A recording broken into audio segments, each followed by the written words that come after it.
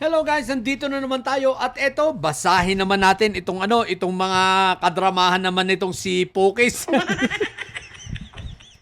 Nagdadrama, nag-iinarte, what the heck? Eto, basahin natin ha. Ang sabi niya rito, dahil sa mga matagumpay naming rally, isang kilalang DDS group ang naiinggit at ngayon naninira sa UPI. Pumunta pa sila sa INC at kinausap sila na sila dapat ang kapartner nila. Hindi ang UPI. Ang resulta, napahiya sila. Okay guys, unang-una matagumpay daw yung rally nila. Ay teka lang po, sablay nga eh. Pero kung matagumpay, sabi ko naman sa inyo Pokis, ituloy-tuloy nyo na yan eh. Para naman kumikita naman yung mga snatcher, makapagbagong buhay kahit isang araw lang. Yung mga hold-upper na mga didilis, imbis na mang hold-up sasama na lang sa rally ninyo. Total, pinapatos naman nila kahit 150 tsaka 300. Kaso hindi nyo na tinuloy-tuloy eh. Puro lang kayo sa simula. Wala naman kayong ang dami nyo nang kasisimula pero wala naman kayong pinupuntahan. Wala naman, hindi naman nagtatagal. Pero ito ang ating pag-uusapan guys ha. Ayan ha, maliwanag na sila ay nagkakagulo na, nag-aaway-away na. Bagamat nakita natin yung away-away nitong sila Tio Moreno, si Cho Moreno. Cho na siya ngayon di ba? Si Palaigit. Tsaka itong sila Alvin Chipmunks. No? Tsaka itong sila Joey D. Beber. Eto naman, may kaaway na naman itong si Pokis naman.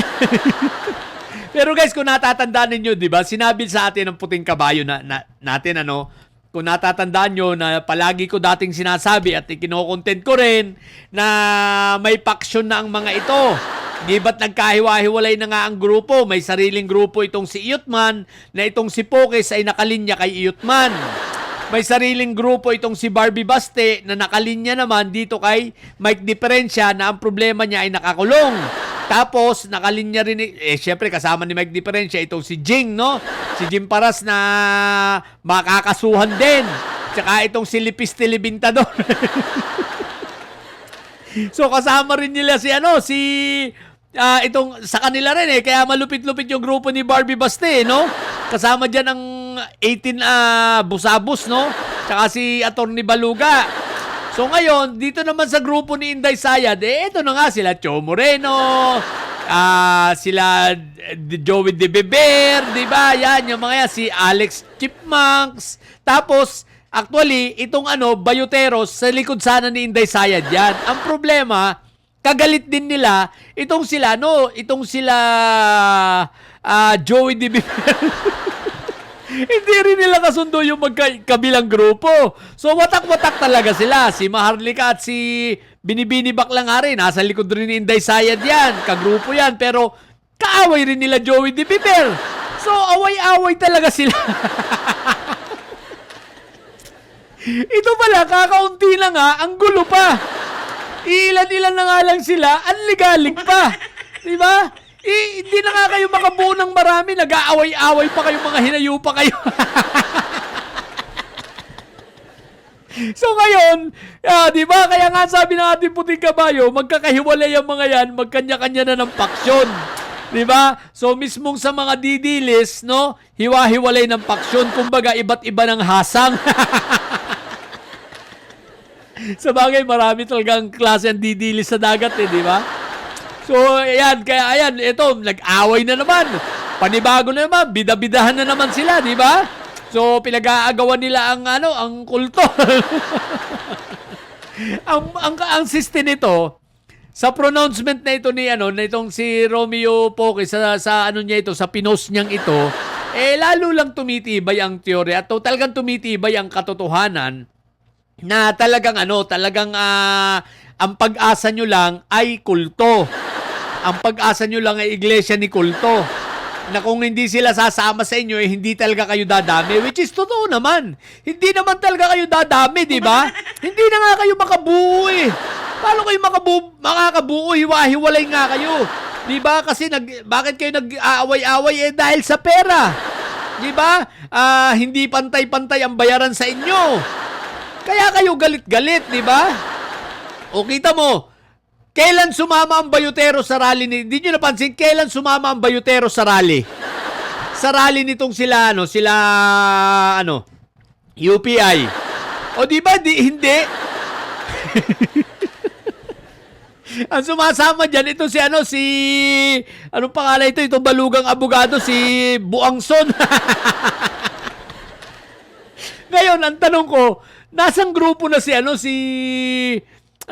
Glenn Chong? Bakit nawala na sa eksena si Glenn Chong? Di ba? Saang grupo rin ba talaga ngayon? Kaya bihira nang sumama si Belhica no? Bakit? Kasi naguguluhan na siya, hindi niya alam kung saan siya mamamangka. Ayaw niya mamangka sa dalawang ilog, hindi niya alam kung, sa bagay, isang ilog naman ito, kaya lang ay magkaiba nga, di ba? Ayaw niyang mamangka, saan ba siya? Kay Barbie Basti ba siya o dito baka siya kay Iyutman? Alam naman natin yan, ang sabi nga ng puting kabayo, yung magkakapatid na yan, hindi naman magkakasundo talaga yan. Pero pagdating sa tatay nila, kung kakalabanin nila, yung tatay nila yan, nagkakasundo yung mga yan. Kasi talagang ang totoo, hindi naman nila mahal yung tatay niya mga yan. Galit yung mga yan, So nagkukunwari lang yan, ginagamit lang dahil sa politika. Pero ito ang maliwanag ha. Talagang sila ay away-away. Tama ang sinabi ng ating puting kabayo noon pa na may paksyon talaga. Kung sila mismo ay nagkakagulo, kaya hindi yan makakabuo ng talagang solid na sasabihin natin na Didilis Black. Alam niyo kung sino lang ang may solid talaga na supporter ng Didilis? Si Fentaboy lang talaga. Yun talaga may solid yun kahit papano. Pero itong mga ito wala. Walang yan, tablahan yung mga yan. Hindi nyo napansin sila nagsisiraan. Diba? Si Bayot Bay, sinisiraan si Maharlika. Si Joey Biber, sinisiraan naman ito sila Maui. Pati nga sila Maui, nag-away-away, di ba? Ngayon naman, yung dating magjowa na si Cho at si Tio Moreno, si Palaigit, Tio Moreno at si Alvin Chipmax, nag-aaway na rin. Dating magjowa, ang sweet-sweet pa noong December. Si Tio Moreno, hindi lang binigyan ng 20,000 euros dahil nga ang gusto ni Tio Moreno, papakasalan niya si Alvin Chipmax sa isang kondisyon. Kailangan magbayad siya. Nagtataka ako, di naman ito Muslim, bakit may dore? Ang lupit ni Ang lupit ni Tio Moreno, hindi naman siya Muslim. May dore nga ba? Dore, di ba? Yung kailangan mong bilhin. What the heck? Kaya nag-aaway-away. So guys, ito ay maliwanag na pagpapahayag at pagpapatunay na talagang sila ay nagkakagulo. At wala talagang unity ang mga yan at hindi yan nagkakaisa. Kakaunti na nga kayong mga hinayupa kayo, nag-away-away pa kayo. Mga bobo lang ang putik na yan. Anyway, tuloy nyo lang yan. Pero Pokis, baka pwede namang ituloy mo yung ituloy mo yung mga rally nyo para naman kumita yung mga ibang Didilis. Kahit mga 150, 300, okay na yan. Ang mahalaga, kumikita sila. Dapat at least pinakamababa, 3 times a week mag-rally kayo. Kita mo, kami na nag-encourage sa inyo na mag-rally naman kayo 3 times a week. Nakakamiss kaya? Si Mike Diferensya nakakamiss. si Marco Tae nakakamiss din, Wala nang mayabang sa Senado, puro si Chupetra na. Wala sinabi si Chupetra, iba pa rin yung yabang ni Marco Tae. Yung bang nakakunot ang noo na mukhang pag na pag. Asong-aso, di ba?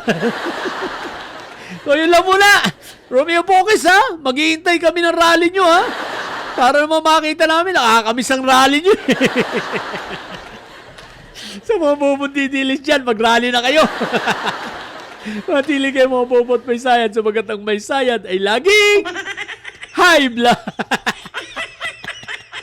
Mag-rally na kayo, oy! Bye!